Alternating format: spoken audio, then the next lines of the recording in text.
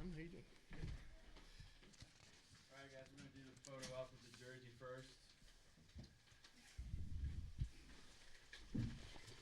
Where do you want us here? Right here. Just right behind the table?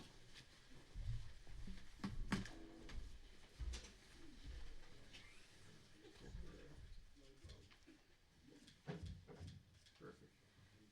Good.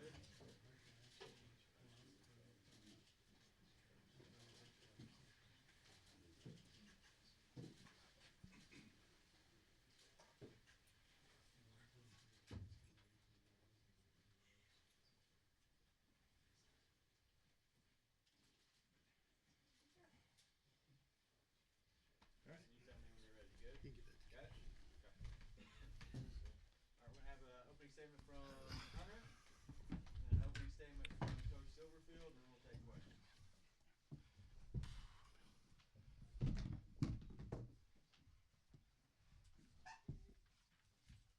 Well, good afternoon, and thank you all for being here.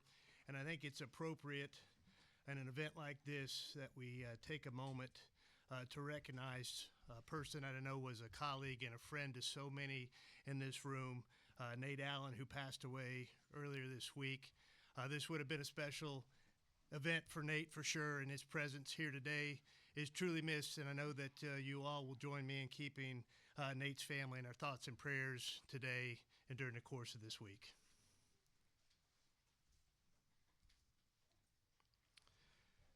As I talked to coaches around the nation about this opportunity, it reaffirmed what I believe about our program. We can build a championship football program here at the University of Arkansas.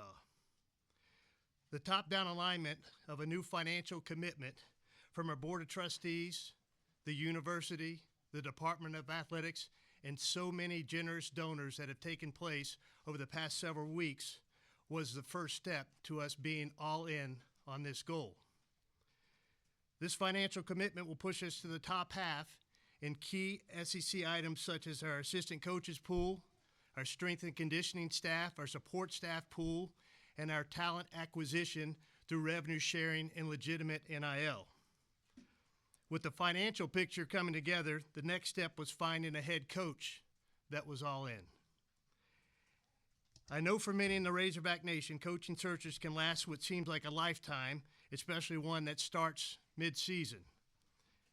There's the passion of our fans, the speculation, the debate, the misinformation, and a lack of credible information because of the tight searches that I run. And that can make 60 days seem like an eternity for Razorback fans, I know.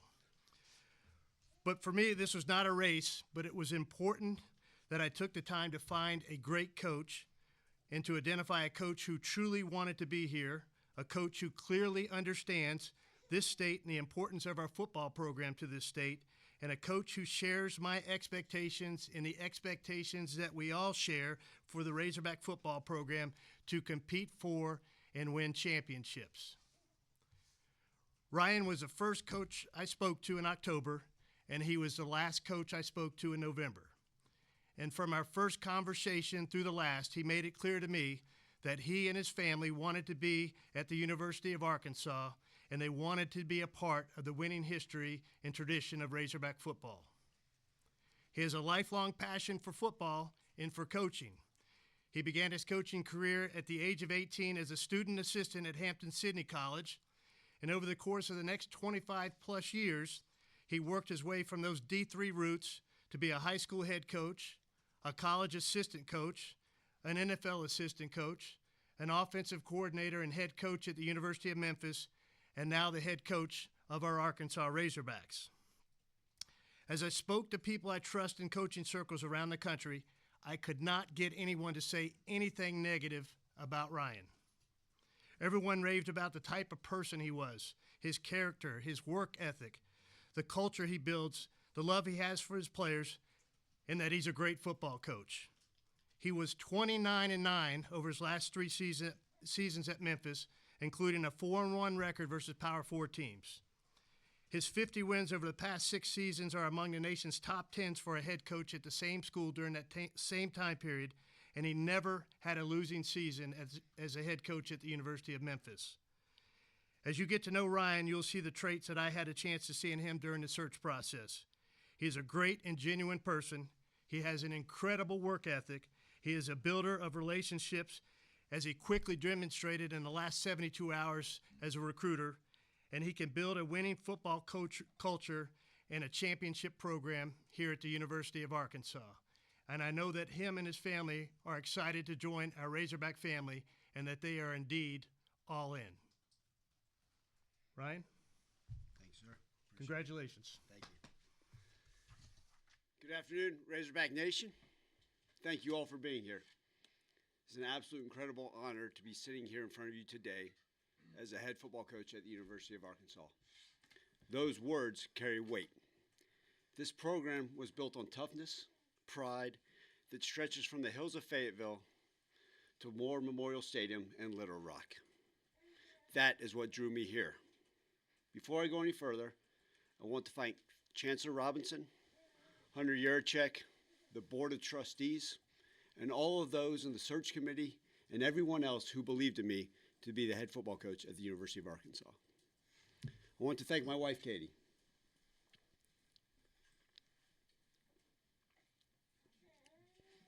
Those two beautiful girls sitting right there, Adeline and Cecilia. Anybody that knows a coach's wife understands the long nights, the countless questions, the uncertainties, the love, the patience, and Katie has existed every single one of those. Her love and passion for me and for the game of football stands tall. She's given me the greatest gift that any father could ever ask for, and two girls. And the love for those two, when I look at them, it's what I'm all about, family and football. Adeline and Cecilia will make you guys very, very proud. And man, y'all look good in those outfits. That is who I am, family and football. I told the team when I met with them this Sunday that we will have to earn everything we get. Every win, every championship, every ounce of respect, we will have to earn it. Nothing is going to be given to us here, and that is how we earn it. So how do we earn it? How do we win an SEC championship or championships? How do we win a national title? We have to earn it. We have to empty the tank. We have to attack the work. We will respond to everything with toughness. We will never back down. We will guard our integrity, and we will do it together. If you listen carefully, that spells out earn it. That is our standard that we are setting today. We are all in, and we will earn it every day. Because this is Arkansas, this is a state not built on shortcuts or flash. It is built on early mornings, people that don't make excuses, and communities that fight for each other. From Frank Broyles' national championship team to the 1964 squad that set the standard. From Darren McFadden electrifying fans to Woo Pig Sooie throughout the Razorbacks. This program is built on pride, resilience, and toughness. And it's time to bring it all back. Here's my promise. We will be relentless. We will play tough and smart.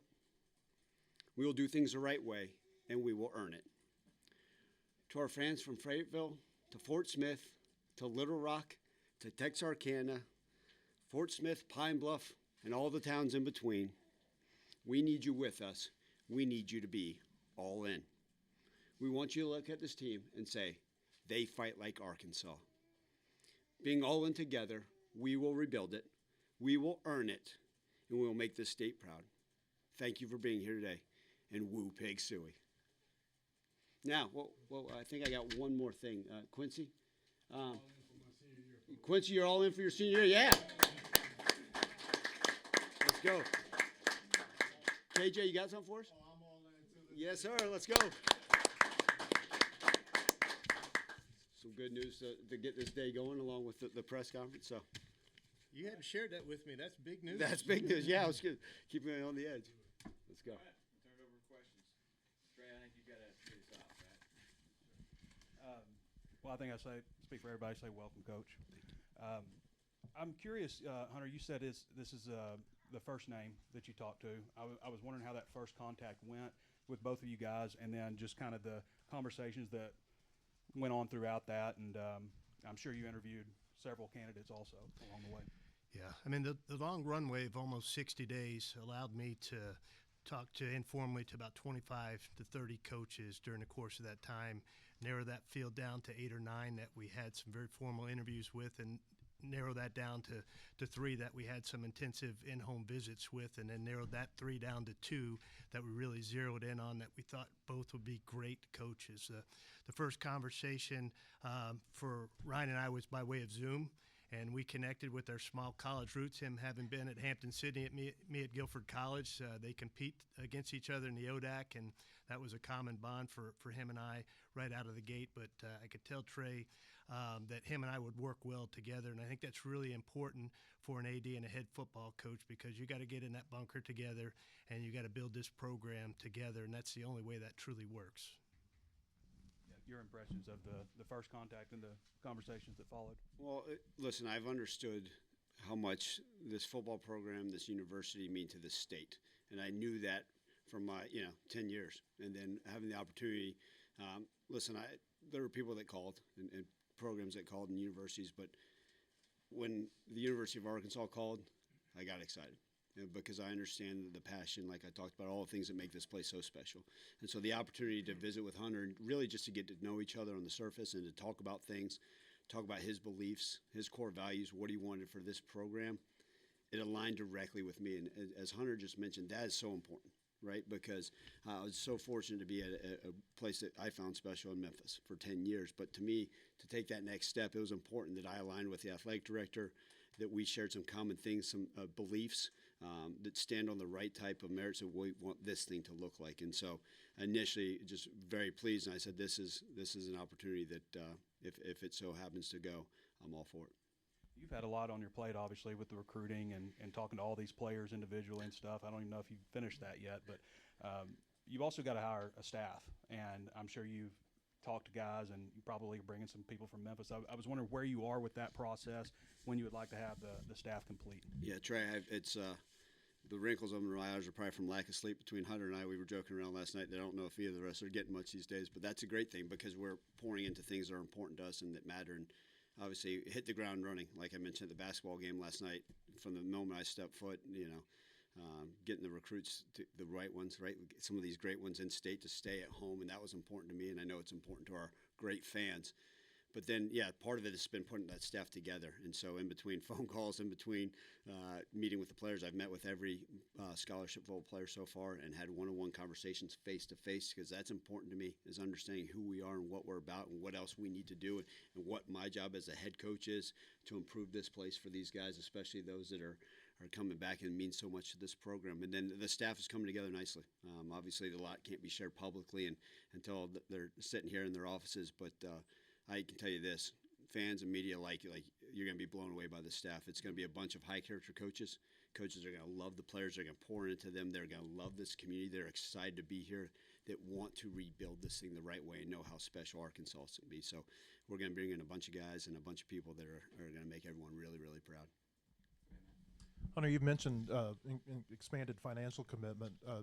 Details, though. Can you give details as to what that looks like? Matt, I think it's our competitive advantage not to give details of what that is, other than to tell you that it is a significant investment in all aspects of our football program that will move us to the top half of spending in all those categories I mentioned in the Southeastern Conference. And I don't believe we need to be at the top of spending. We need to be somewhere where we're really competitive. And Ryan and I are on the same page with where we are. It allows him to go out and hire the assistant coaches that he believes he needs to hire to build a championship program and to invest in our revenue sharing and legitimate NIL to make sure that we acquire the best talent for our roster. Ryan, for you, how important was it for you to hear those words as you went through the interview process? Well, one of the things that, and Hunter had these discussions early on is, listen, give us a chance. Give us a fighting chance, and I promise you we're going to win a lot of football games and do it the right way. And I think I appreciated that because it's, like you said, we don't have to be at the top. You give us a fighting chance, we are. But at this day and age, we also understand how important it is, right? Doing things the right way, being able to build the right staff, being able to provide for our players in this new age of college football. I always look at those. A lot of head coaches look at other things as challenges. I look at them as opportunities for us moving forward. But we know, and that's part of it. And part of my job as a head football coach is to assist Hunter and the rest of the athletic department to see what else we can go and do and out there. And I'll just say this, over the last 48 hours, there's been a lot of excitement about what's going on, and that's going to allow us to continue to build this program from every infrastructure, with whether it's resources, whether it's just the excitement, the belief, season tickets. We're going to keep pushing that right direction. And Hunter, for you, in the middle of looking for a coach, you took on the chairmanship of the playoff committee. Logistically, how did that affect the search? And then, did you have to get? Did your higher ups need some assurance that you were going to be able to balance those correctly? I mean, the benefit of being the chair and just on the CFP selection committee is I'm required to watch a significant amount of football during the course of the week. And so I was able to watch football, evaluate coaches, evaluate how their teams played, because I was required in my commitment to the CFP to do that. So it allowed me the opportunity to really see how coaches perform, their demeanor on the sidelines, how hard their teams play on both sides of the ball. And I was able to do both of those because I have an incredible staff, our senior administration, our support staff, all of our head coaches. I mean, they just do an incredible job, and they allow you to step away from the day-to-day responsibilities of an athletic director and know that everything's going to get done because just the people behind you that work so incredibly hard to make sure that this runs when I have to step away and do, whether it's the CFP duties or I'm away on the head coaching search trail. Yeah. Hunter, on the new and significant financial resources. Yes. I'm wondering, the fans want to know, how much is on hand, how much is committed, how much is still to go? Where do you stand? We're not to the finish line, but I will tell you from a fundraising standpoint, we're off to a great start. What the athletic department is going to commit is significant, and that's how we're going to kind of reallocate some of the dollars that we have.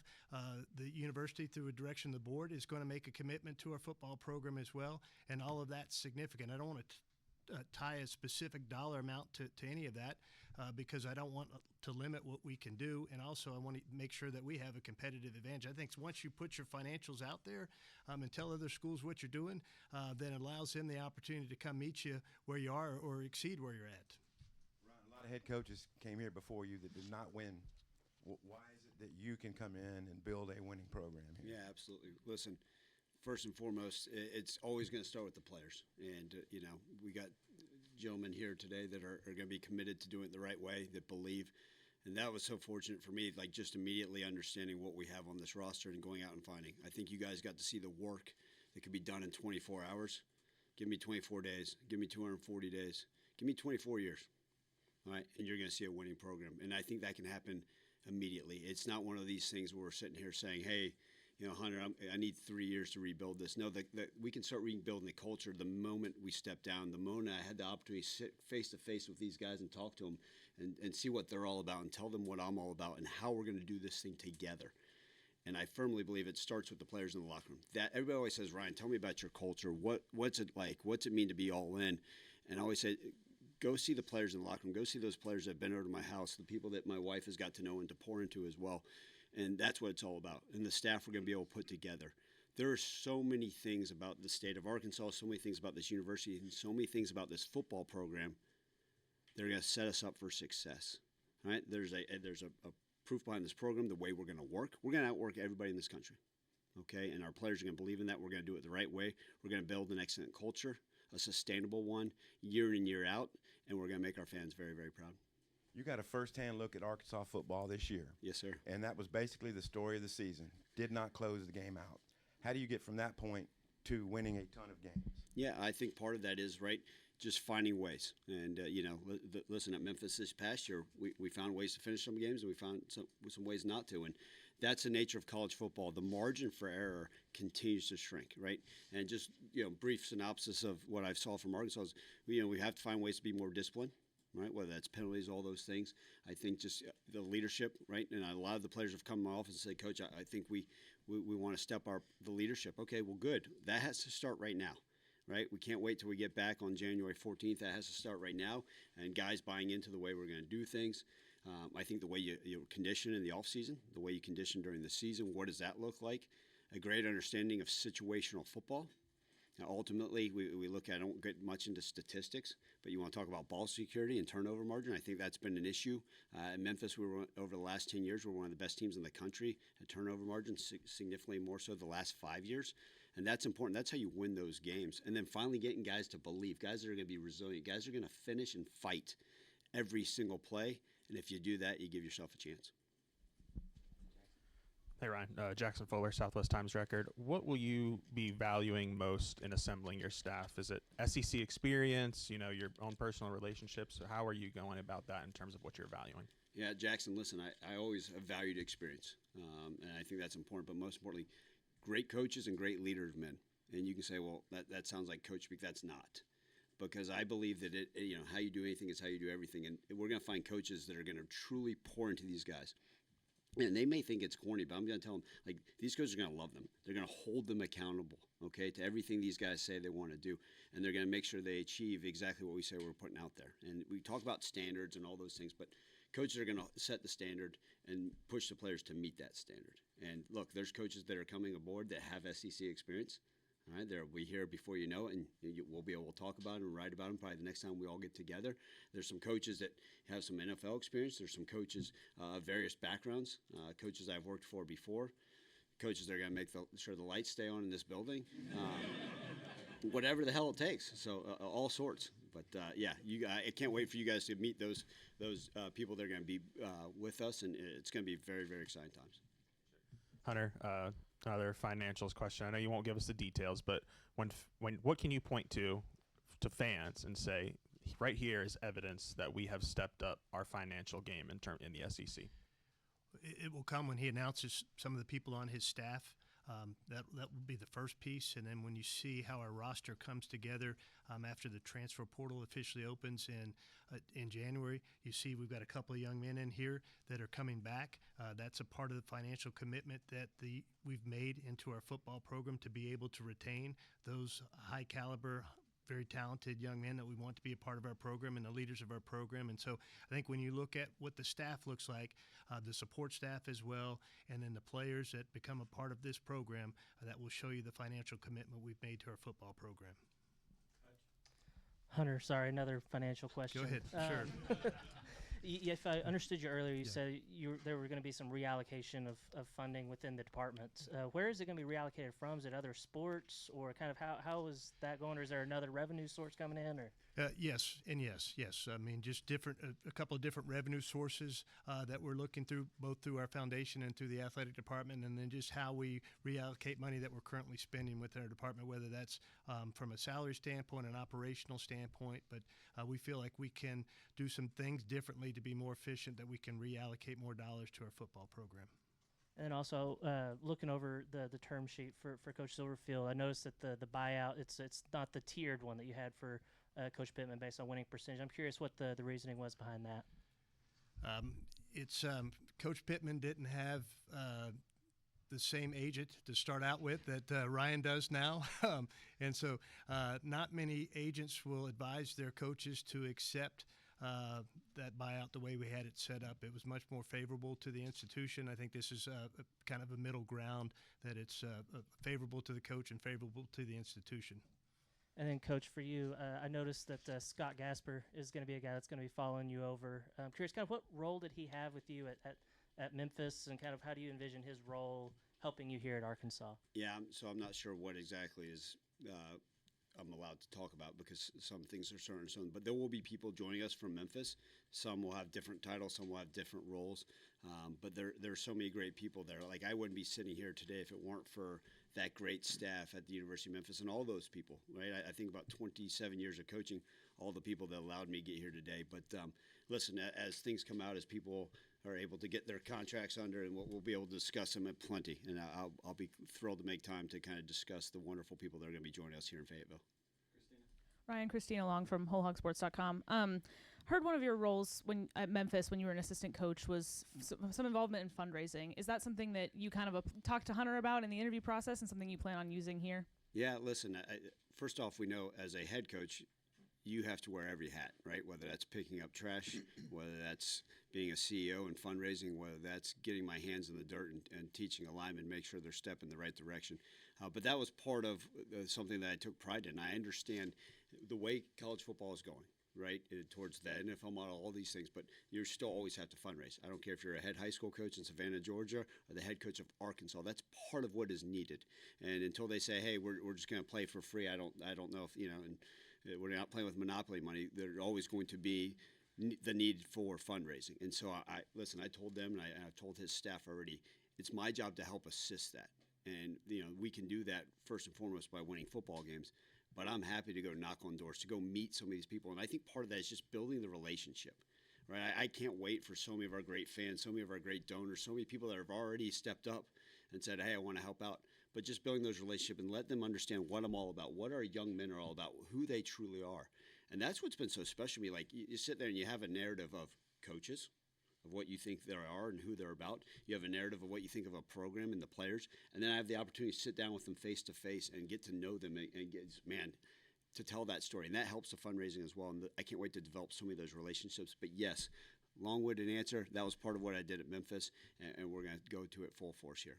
Hunter, you'll never guess what this is about, but are there plans to implement a student athletic fee as part of this new financial commitment? There is not. That is not something that at least has been discussed from an athletic department standpoint. If that's something the board and or the university decides that they feel is the right direction to head, that would be their call, not the athletic department call. But from an athletic department standpoint, we have not discussed that. And then to you, just what would a successful first year of the Silverfield era look like? It's already off to a great start. When you talk about the recruiting class, the kids that he flipped in the first 24 to 48 hours, the young men that he's convinced that this is the right program to be a part of, and just putting this team together, putting this staff together, and really giving our fan base some hope for the future of our football program and what that can look like will be a successful first year. And let me touch on his fundraising prowess. He doesn't even know this yet. So he was in the Courtside Club last night, and he was doing what he does in building relationship with donors right off the bat. He walked away from one donor. The donor came up to me and committed to a 7-figure gift to our football program, just with a brief 5-minute encounter. He didn't even know he'd done that. Like I got to go meet some more people. I'll see you. I think you see kind of the personality he has, and he can quickly build relationships and sell his vision to our fan base. Yeah, Hunter, just following up on that example, how did the financial backing come together over the past few months with board, donors, et cetera? Yeah, I mean, it's been the board's had some significant discussions internally as a board, so I can't speak to those discussions. I was not a part of that. I provided some financial data to them. They asked the university to make a commitment. They asked the athletic department to reallocate dollars to make a more significant commitment. And then Ryan White, the executive director of the foundation, and his team and myself, we've been working for the last 30 to 45 days on that fundraising trail. What was the process like? How long was it to kind of do that review of the department's finances and allocating the money? It's been very quick because when you're out looking in a football coaching search, I mean, football coaches want to know what their assistant coaches pool is going to be. They want to know what their support staff pool is going to be. They want to understand the revenue sharing and the NIL opportunities before they're going to dive headfirst into a job. And so we had to put all that together and make a commitment to that pretty quickly. Ryan, big Arkansas senior class, and also just the day and age of the transfer portal. How many spots are you expecting to be filled by your Memphis players? I can't even comment on that. But listen, we dealt with 78 new players this past year at the University of Memphis, and we know there's going to be turnover. That's, like you said, that's what college football is all about nowadays. But I can't comment on what that will look like, but we're going to look all over and find the best fit for us. Right, and no different than recruiting. It's not about just taking the 4-star. It's about finding the best fit for our locker and the culture that we're creating. Coach, Hunter mentioned Nate Allen a while ago, and it's odd as this is, the last conversation I had with him Sunday, the last thing he said to me is, will you ask Coach if he plans to have anyone on his staff from Arkansas? He said, I'm too sick to go. And that was Sunday. That's the last thing he said to me. Can you address that? I mean, I feel neglectful if I didn't ask you. No, listen, and I have much respect for you asking that question on its behalf. as we assemble the staff, listen, people that understand this great state, that's important to me. Okay, and not only I think about this, I think about my nights in the Bass Pro Shop pyramid overlooking, and I'd always point out to the recruits and say, see that bridge right there? That goes to the great state of Arkansas. And we've had a lot of players I've been able to coach, and I've recruited this wonderful state for so long and had relationships. In fact, I think I was looking at it even when I was talking to Hunter. I think a third of the guys on the roster already at the University of Arkansas, at some point I'd had a conversation with over the last 4 or 5 years. Quincy, I was his first offer out of high school, and he won't admit how small he was when I first offered him. And that relationship, I just think look, man, it comes full circle. And there's some of these guys. I was sitting down with some of these players that I was sharing with Hunter that a couple of them, they're like, well, you beat me at this previous school, then you beat me this past year. I'm staying part of this team because I don't want to have to go against you again. But we will look for people in the staff that make sense. I assume that there are going to be some people with some good ties to this great state and this wonderful university. Yes, sir. Coach Ryan, Evan Camico, Pig Trail Nation. Curious for you, you were involved in the Memphis community. What excites you about getting involved in the Arkansas community here in Northwest Arkansas? As last night, yelling in fans' faces as well. What just excites you about the future here? Yeah, Evan, I mean, if you can't go and see what those the students, absolutely amazing. They kept me from doing it. I was gonna put on one of those overalls with the stripes on it, but they didn't know. I mean, I thought it was going to be pretty cool, but I withheld myself. But those students got me fired up, and that's that passion of the fan base. I mean, just seeing it, from the moment I touched down, the first thing we went and we watched, and I got to talk to Coach Cal and how much he loves this place, and I got to hear about those things. And then you think about the Children's Hospital of Northwest Arkansas. Like, to me, we're going to give back to this community. My wife and I are going to do everything we can to make this place as great of a place as we can. And how can we give back? Like, what are some community things that we can do? We were 5th in the country at Memphis last year in community service hours, and to me, that's as important as anything we do, because I think if we can give back to the community, right, it means so much. And a lot of those people are going to be, in the stands and being season ticket holders. So whatever we can do, I'm all part of it. And I know there's a Veteran Affairs, there's a VA hospital here. Like, that was something I was huge with in Memphis, giving tickets to the vets. As soon as it slows down, if it ever does, maybe February, I'm going to get out and want to visit with the VA and see how we can help them. There's so many great organizations and so many great people in this community. My family and I are going to do everything we possibly can to give back. Last one for me. You had those 2 guys over there just come in here and say they're all in for you. What excited you about getting those guys back for 2026? Well, listen, it starts with the type of, and I'm not trying to repeat myself. It starts with the type of young men there, because I had an understanding of who they were, and anybody can watch film and know that they're super talented, and know that there's also, like I told them, I said, guys, we haven't scratched the surface, and they know both that. Like, that's why I said I'm going to push them, I'm going to challenge them. And when they sit there and say, "You're right, absolutely," and you sit down with a kid and you tell them you're going to push them and hold them accountable, and they start sweating and batting. I'm like, cool, get out of my office. Good luck to you. But those two, it's the mindset, the integrity, the approach. They want to be leaders. They want to see this team succeed, right? I told them, like, there's no more of this loser mentality.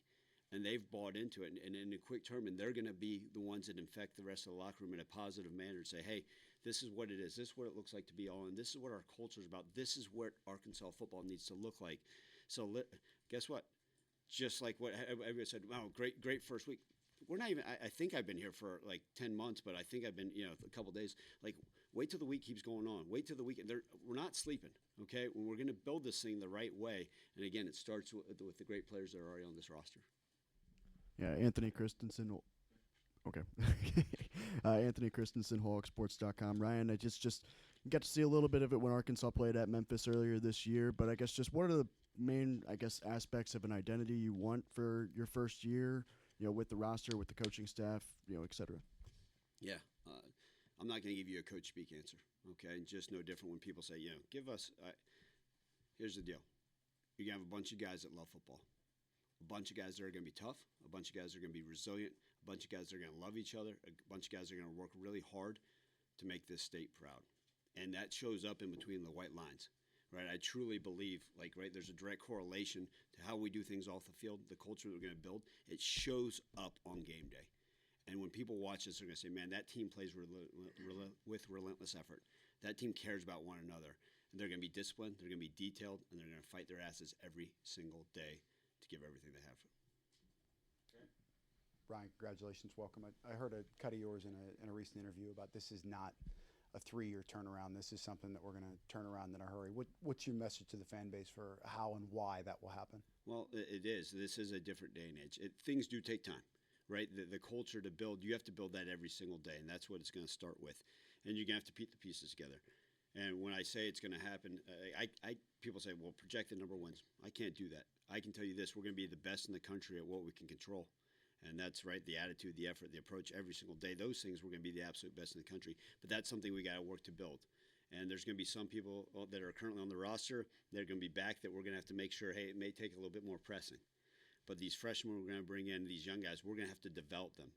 Right, we're going to recruit the heck out of high school football players and develop them. We're going to be in the best in the country at developing. But what that looks like, similar to what Hunter said, is we're already starting to see a movement in how these guys are believing and what they want and a positive mindset. I already told them, like, we're changing out light bulbs. The other night I said, I want brighter light bulbs down here. And someone looked at me like, what? I said, yeah, not like next month. I said, no, tonight if I got to go to Walmart myself and start changing them out, I will. But that's part of it. I want these guys to say, man, this is different. This is going to feel different, and we're going to go earn everything we do. But oh, she knows exactly what I'm talking about. When I FaceTiming her and at 12:30, she says, "Where are you at?" Still at the office. I'm up on a ladder changing some bulbs. No, it's just part of it, and I think it's a one step at a time deal. We're going to take this one day at a time. But if you do it the right way, it's going to show up in results on Saturdays. Hunter, just one quick one on the logistics. When we talked to you, when the change was made, you were one of the first ones in this cycle to make the coaching change. A lot more followed. Did maybe the number of openings complicate the search at all? Not really, Daniel. I mean, I think we're all kind of swimming in the same pond with the same coaching candidates when it all came to, when you saw how it all kind of fell out and fell into place. Many of the people that were in the final 8 or 9 that I talked to are now head coaches at other institutions, and so you do have to wait till some dominoes fall for sure. But I don't know that it overcomplicated things because there's always a lot of openings. This was an inordinate amount of openings, but it didn't necessarily overcomplicate it. It gave me an opportunity again during those 60 days to talk to the right number of coaches, determine who was truly interested, who was truly a good fit, who was not interested, who was trying to get a raise at their current institution, things of that nature, and then really narrow that field down to a group of quality coaches. Hi, Ryan. Overall, just what excites you the most about getting the opportunity to coach in the SEC, and how do you get Arkansas back to that standard of winning in the SEC? Yeah, Tyler, great question. I think it starts with we understand that this is the best conference in college football, okay? And the excitement of not just coaching the SEC, but coaching at the University of Arkansas, a place that I believe is going to set the standard in this conference, okay? And that may take a little bit of time, but we are going to be the standard of what an SEC football program will look like. And how do we get it there? Similar to what I said earlier, it's every single day giving everything we have and pouring into this program. As Hunter alluded to earlier, that the resources that we've been given and we're going to continue to fight for are going to be a huge part of stepping that right direction. And then ultimately the players, getting the buy-in, the work, right? I mean, they won't allow me. I made the joke when I was flying over the stadium landing here. I was like, man, it'd be great if we go ahead and start spring practice. Or maybe we can steal a couple of bowl practices or do something like that. I'll be itching and scratching to get on the field, get those guys in the weight room, start meeting with them, implementing our scheme, and teaching them what it's all about. And then this defense last year was kind of in the bottom of the barrel for a handful of aspects in the conference. I guess getting a guy like Quincy back is a great start, but how do you plan to reshape the identity of this defense? For sure. Listen, I've met with a lot of the current players and see where they fit and what our future looks like. It's always going to start with the current roster, okay? And then, what does that look like? Are there some young guys I think that may have not gotten playing time that, you know what, they just need to get, and they need the opportunity to continue to develop and maybe understand what the coaching needs to look like in order to get them to be able to step on the field. So there's going to be some guys like, oh, I forgot he was on our roster. I'm glad to see he's making splashes, and hopefully we get to see that in spring and then through OTAs and through fall camp and then on Saturdays. And then also, right, the portal is that you have to look and see if it makes sense to add those type of guys. But we got to explore, right, offense, defense, and special teams and find the right type of people that will allow us to win the games. Coach Silverfield, give you some synergy. Coach Broyles had twin daughters. His tenet for winning was some of the things you've already mentioned, turnover margin. How do you impact turnover margin, and what specifically in practice takes place to make that happen? Yeah, well, Coach Burrow is obviously a legend, and someone had told me that, and so I appreciate that good synergy. They had twin girls, so I always say this. Someone said when you had the girls, is it going to take away? Is it going to be a distraction? No, it's made me a better coach, And anyways, you can see my passion for my family. And how much they mean to me. But with the turnover margin, it is truly, people talk about the keys to victory, and a lot of these coaches go into analytics and statistical stuff. That's great, and that's what you do, right? You always got to have one more point than the opponent. So there's going to be some games. Maybe we win a game 3-0. Maybe it's 48-59. I don't know what the heck it's going to look like. But with turnover margin, you have to preach. You have to talk about it all the time. All right, we're going to use the terms OTB and TTB.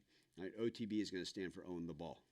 Okay, KJ and I were just talking about that this morning, and we kind of were joking around about something that's some of the stuff we did at Memphis. But when we talk about owning the football, it starts with everyday drills. Okay, so every coach in the country talks about take care of the ball, but you can notice how does a team truly preach it with what ball security looks like. But you have to practice, you have to talk about it, and any time that it shows up, I don't care if it's a Tuesday practice on August 6th.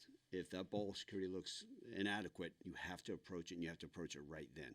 And the players have to understand there's a standard to ball security. The quarterback has to make great decisions. That starts with the snap. That also starts with the communication in the return game.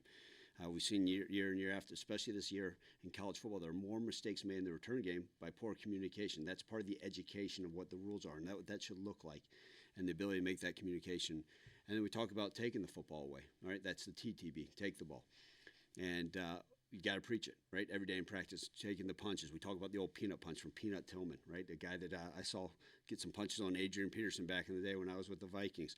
Hey, you got to talk about when the ball's in the air, going and attacking it. And so that's the stuff that has to show up. We do a takeaway circuit and a turnover circuit every day in practice. That stuff, but guess what? You have to implement in your program immediately. It can't just say, oh, okay, before the game, guys, make sure we take care of the football and go get some takeaways. It's got to be embedded in our program. That's got to be part of our DNA. And that's how you win some of those games we talked about earlier, some of those close games. That's how you find a way to win those. Coach, you talked about wanting to build something sustainable, but we are in the age of the transfer portal and guys getting poached left and right. How realistic is it to build any consistency, not just in roster, but in play for any program in today's college football? That's a great question. Well, if you look over the last 10 years, I think the University of Memphis football program has probably been one of the most consistent programs in the entire country. And I take pride in that. And, that was part of the conversations with Hunters. Maybe this past year at Memphis, we didn't go undefeated, right? But if you look at the track record of what we've been able to build, the sustainability, 51 straight games of 20 points or more, that's pretty darn consistent, right? The longest streak in the country by far and away.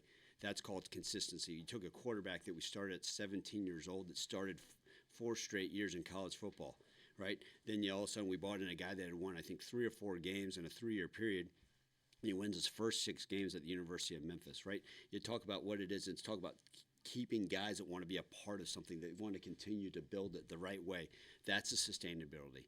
And be able to keep coaches that are so proud to live in Fayetteville, this great community, and be a part of this thing. And it's got to be by me understanding as a head coach, right? When we have a good season next year, well, the next year it has to be even better. And it's my job to continue to challenge myself and improve every single year. How do we continue to make this thing better? I'm going to challenge the administration. I'm going to challenge every single person. We're going to continue to push the envelope in the right direction. And ultimately, we're going to be judged by wins and losses. But you can do it, and I think you can have sustained success year after year after year in college football. And I think those that don't are afraid to keep up with it, be able to fight every single day. But we come out swinging, I can promise you that. Hi, Coach. Robin Hearn from 5 News back here. Sorry, we're all the way back here. Just want to talk to you a little bit about what were those conversations like with the guys that you were able to flip within the first 24 hours, specifically the in-state guys? Yeah, Robin, if I'm trying to slow down my talking, but I've got that Southern stuff, and so I start mumbling. So I probably talked for about 20 hours straight to these guys, just text message talking and just talking all about it. But I think part of it, some of these guys I'd built relationships over time, over the years, just getting to know them, and then just selling them for the vision of what we're going to do and what we're all about. It started because they have a bunch of in-state pride. And that was one of the reasons that drew me to this job anyways. Like the guys that sit there and say, I want to be part of this program because this is home for me. And whether home's in Little Rock, this is still home for them. And so a lot of the guys are, man, I want to be a part of this. And then understanding what the passion is and what it's like and building something special, right? And like we talked about, it's not we're not going to be good 3 years from now. We're going to help be a part of this thing to get this thing flipped. And a lot of people have sensed that. And I think you got to see what it was like. And I look forward to actually, taking a deep breath, figure out what this thing is. But probably by February, I mean, we're going to start putting in the best recruiting class in program history for the 2027 class. And gosh darn, I mean, if I get a full 5 months to do so, that's going to be a heck of a deal. Also, since coming from Memphis, have you been able to try any barbecue here? No, I have not. Most of it's been eating peanuts and stuff I can find. There's not a whole lot of opportunity to explore. Someone said, "How's Fayetteville?" I said, "It looks really beautiful at 12:30 at night and at 4 a.m." But other than that, I don't know. I had to open my window today just to see. Wait, there is sunlight out here, because a lot of it's been just a lot of meetings, phone calls, and conversations, which it's been a blessing because it's been so many great people. Last night getting on the golf cart to the basketball game, I was like, okay, good. I get to see a little bit more of campus and see some of this stuff. But no, I look forward, and if people ever know, and my wife will contest to this, unfortunately, my weight gain is going to increase pretty steadily over the next 4 months, and I hope it's with a ton of Arkansas barbecue. You got any suggestions? Wright's is a big one here. Perfect. I think I know what I'm having for dinner. Yeah, it's more Texas style than Memphis style. Andrew just pointed out to me also that Houston Nutt had twin daughters, so maybe part of the requirement here. It was. I don't know if the checkbox. You've outlined a lot of things I think that are important qualities in a coach to be successful, but this might be a better question for Katie also. But a lot of coaches that are great have something that's kind of weird about them. Have some kind of idiosyncrasy or something. I was wondering what's weird about you. How long do you have? I think the press conference. I mean, listen, to be a head football coach in college football, you've got to be wired a little bit differently. You have to be. When I got into this thing as a coach, oh, you're going to pay me $5,000 a year? Absolutely, let me do it. You've got to be a little bit crazy to think I'll do whatever it takes to make this thing work. And the hours you put in, the sacrifice you put in, and you got to understand. I think what's happened, and she'll tell you, sometimes it's okay, Ryan. You don't have to be so truthful to everybody. And anybody that's got a wife, sometimes you can be too honest. And she sometimes says it's okay to. Yeah, ours blunt. She tells me I'm very blunt. I've got plenty of things. I'm sure over time you guys are going to see that's a little unique. Probably ask Bray Cook, who spent a bunch of time with me over the years. There's plenty of unique things about me, but that's makes me who I am. What you see is what you get. I think the players all saw it. A couple of them were going over KJ's house and man, that dude is. Yeah, he's real, and I like that word because that means there's not a lot of fakeness, right? I'm genuine. I'm going to tell you what I think, and if I'm wearing socks from 20 years ago from Walmart, so be it. With my new suit, it's part of who I am, and I think it's going to resonate because people are going to see the real me every single day, and I think the players are going to love it. I think people are going to understand, man, cool, he's one of us. I always felt like with the transfer portal and NIL and stuff, it's beneficial for Arkansas if things can be embraced from a financial side of things because the state in the area doesn't produce just a whole lot, produce some good players, but per capita, it doesn't. But I'm curious, and you could have a lot of turnover this year, obviously, with players hitting the transfer portal, and you experienced a lot of that last year at Memphis. But moving forward, what do you think is a good balance for Arkansas in terms of recruiting and adding players from the transfer portal each year? Yeah, Trey, it's interesting. I think every year is going to have its differences. This would be probably the least amount of high school guys we ever signed. I didn't want to sign guys that I didn't actually have an understanding of who they were, right? Obviously, there was a handful of guys who were committed already, and we honor those. But then most of them I at least had an opportunity to get to know. And anybody I'm going to bring in our locker room, right, I'm bringing a part of our family, right? They're going to come over to the house. They're going to be joining the vets. I think that's as important. So we're going to do a great job recruiting. If I were to throw out a random number, anywhere from 20 to 30 high school kids every single year, and be able to develop them. And then, what is it? If we only need to fill 10 spots in the portal, and some of those may be a third string guy that I got to bring in the portal, right? Everybody always assumes you bring a guy in the portal, is he a starter? Well, if a redshirt freshman goes in the portal and he's not ready to play, but maybe in a year from now he can fit your scheme, then so be it. But it's finding that right balance. But we are always going to rely heavy on high school recruiting, and our job as coaches to develop those guys. A lot of times when there's a new coach, there's some quarterback turnover. KJ obviously said he's coming back. I'm just curious, can you outline maybe like how big of a priority that was for you, and just what is it about him that made you come here and say, I want this guy to stay, instead of maybe going out and bringing your own guy in? Well, I'd been able to watch, obviously, studied some Arkansas film prior to playing them, and I knew his background. And then really over the last course of a few days, just being able to, more than anything, right? Like I mentioned earlier, the film study speaks for itself. And he's got a unique skill set. He's very talented. Even as of this morning, we were actually watching film together, right? Going through some things and talking about it. Like, hey, I know why this throw went to this way. And I certainly don't specialize myself as a quarterback guru. The last time I was a quarterback coach was 2005. But just talking through things with protections and just getting his, the understanding of the way he processes, right? The care. And you hear other teammates talk about what a leader he is and how much it means. And so that stuff is huge. And the success of a team, ultimately, quarterbacks get too much credit, quarterbacks get too much blame. But I think KJ's got a bright future. Coach, you asked about your defense earlier. I'm curious about the offense. Kind of what do you envision X's and O's wise? Kind of what do you want on that side of the ball? Yeah, listen, it's going to be similar to the same offense I've run the last 10 years. Like I said, again, credit to the players. We had wonderful players, but it's been really one of the most consistent, successful offense year in and year out. And part of that is turnover margin. Part of that is just having great players making plays, and that to me is huge, right? But when it's all said and done, we're not a tempo type team. Okay, we're not an air raid type team. Everybody's got a unique name for something, right? It's pro style. Do you have to huddle? Well, if we're not always going to be looking to the sideline for signals. 90% shotgun. Okay, we're going to not as much pistol as had been done here in the past, which was something I was even studying as of this morning, and just variations, right? But my job is also to put the players in the best opportunity to succeed. So if it's out there being in more 11 personnel, if it's, if all of a sudden we got certain deals, and if we're short yards goal line, are we more of a 13 personnel? Is that 22? But it's my job and our job as coaches to develop the scheme based off of our players. I think you get so many coaches will sit there, well, he didn't fit my system. No, you're a bad coach. You need to change and adapt to what the players you have. So even as far as skill sets of a quarterback, what the receiver size is, speed on the field, what's your running back situation, your line situation, how much outside zone compared to inside zone. If you got a bunch of 355-pound O linemen, then how much duo are you running? So look, all that goes hand in hand. That's my job to figure that out. I'm excited to play the first game, but I think I got a little bit of time before I got to determine exactly what plays are going in. And then going back to the high school recruiting, you announced 17 signees yesterday. You've got today and tomorrow in the early period and then the February period. Are you looking at adding any more high school guys, or does it shift to more portal? Well, I think we got to see I think sometimes there's been some guys that hadn't signed yet.